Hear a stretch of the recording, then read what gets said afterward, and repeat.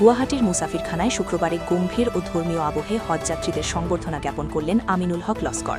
বরাক উপত্যকা সহ সমগ্র আসাম থেকে আগত প্রায় ৩ শতাধিক হজযাত্রী এই অনুষ্ঠানে অংশগ্রহণ করেন। অনুষ্ঠানে প্রধান অতিথি হিসেবে উপস্থিত ছিলেন আসাম বিধানসভার উপাধ্যক্ষ তথা প্রাক্তন রাজ্য হজ কমিটির সহসভাপতি আমিনুল হক লস্কর।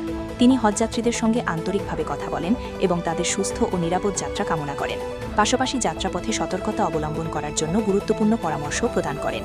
উল্লেখ্য, আগামী ধোয়াহা থেকে হজযাত্রীরা প্রথমবারের মতো বিমানে করে পবিত্র মদিনা নগরীর উদ্দেশ্যে রওনা দেবেন।